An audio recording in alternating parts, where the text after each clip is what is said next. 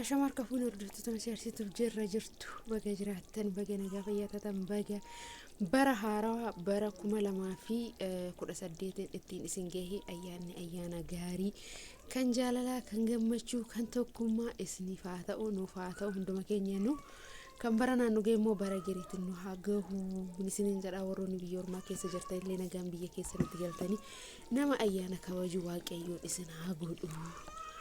Isinin jechuun jaalladha waxii lukkuu hojjechaa jira distii irratti maaltu akkas jechuu dandeessanii itti tafana xaxxara itti utaalaa gadaffu jechuudha. Innaa kana fakkaataa jechuudha. Daa'imtiin boojii qe'ee keessaa jechuudha kan takaraayiti gibbii keessa warra jiranii jechuudha.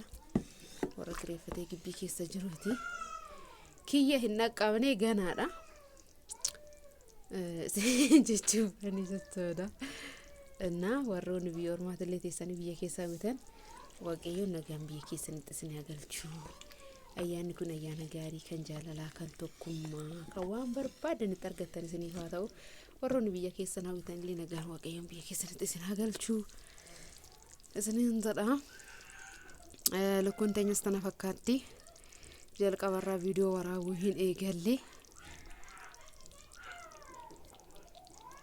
Ammarraa jechuudha. Naala kanan tik jechaa jirti jechuudha. Shittaan isaa baay'ee namatti tola. Baay'ee urgaa sadarkaa dhumaati irra gaheetii jira jechuudha. Lukkuun itti naqamtee sadarkaa dhumaati irra gahee jira jechuudha. Kana fakkaata. Infaaloti isaatiifuu baay'ee mul'atu. Inna garana yoo dhufe immoo garana mana kooti saala kanaan sirreessee jira. Hanga keessummaan dhuftu eegnutti jechuudha. Annaa ganna qeexamaan akkatti bareeda gibbuma kiyya keessa naame qeexamaa kana waan das nama hidhu keessaa jechuudha. Anna alaa hin binne sababbiin isaa gibbii keenya keessa qeexamaa bichaadha jechuudha. Bakka dhaabbametti lafti seeraamikiidha waan ta'eef baay'ee irratti baay'isee naaf qeexamaa gurguddaa kana malee jechuudha. Booda yoo farsoon irratti naqame wanti ni ta'a waan ta'eef jechuudha. Booda yoo farsoon irratti gadi naqame inta camalallaqa waan ta'eef jechuudha. Innaa kana fakkaataa amma sa'aatii itti nyaachuuf itti dhuguuf jennutti karoofnee jirra. Way innaa mee bakka geechee jedhiini wantoota jechuudha. Viidiyoo waraabaa jira bakka geesseedhiini waggaa barana biyya alaatti hin dabarse barana immoo waliin dabarsaa irraa. Waggaa irraa immoo nama 3-4 dabarsanii. Mee yeroo way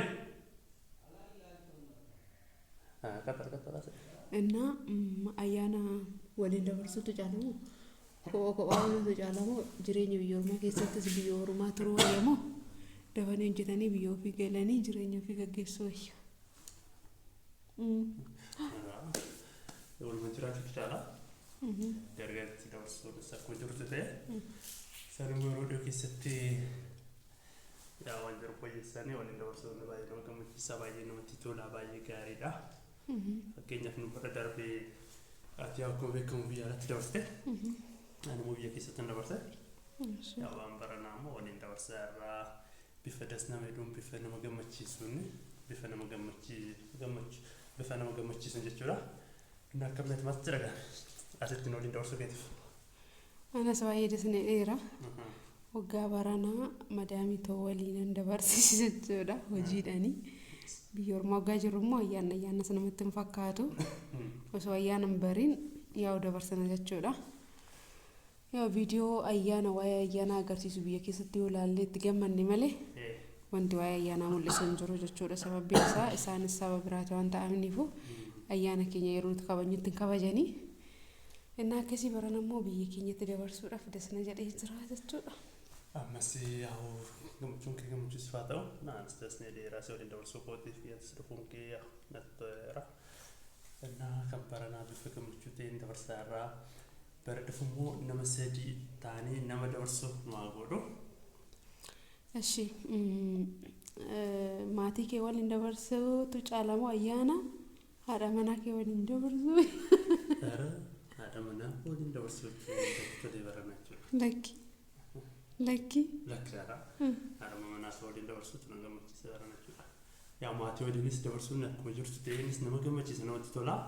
Irra caalamoo haadha manaa waliin mana ofiitti bakka of danda'anii adda ba'anii jiraachuun haadha manaa waliin jiraachuun baay'ee nama gammachiisa baay'ee namatti tola jechuudha. እናመሰግናለን። እኛም እናመሰግናለን። እሺ ጋባል መልካም ጊዜ መልካም ምቾት ይሁንላችሁ ይሁንላችሁ እስኒ ፋታኡ እና ሜ አናም መገረ ፎንድራ ቢያራ ደሙና ዋቲ ማል ነገርስታ ደቡን ዳቲ እሺ ማል ነገርስታ ለክሽ ከነቦዳ አንዲም ተገረሰደይ ከነቦዳ ገረሰንት ነው ጌሱስ ፈንቲ ነው ሁሉ እንጅሮ osuma jiraatee asumatti waliin tattaaffanne waan jiru karoora kallattii qabsiisna malee kana booda deebitee illee garsin deemtu akkuma gammaddeetti kun sirraa bareedetti kun nurraa bareedetti walumaan jiruuf jireenya keenya asumatti itti fufnaa jechuudha. Kanaafuu deebisaan biyya ormaan barbaachisu jechuudha. Amma irratti hin barbaachisu ga'e bakka sadarkaa sana irra dabarre amma sadarkaa waliin jireenyatti.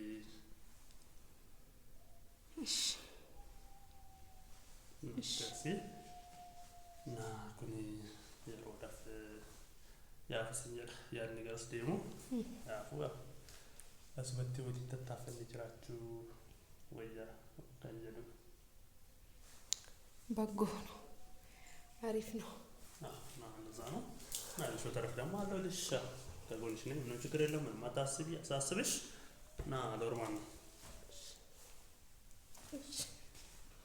እና ጋፊፍ ዴቢን አባ መናኮ ወሊን ጎኒ ከነ ፈካታ ዘቾዳ ለማንኛውም አያነያ ነጋሪ ስኒፋታኡ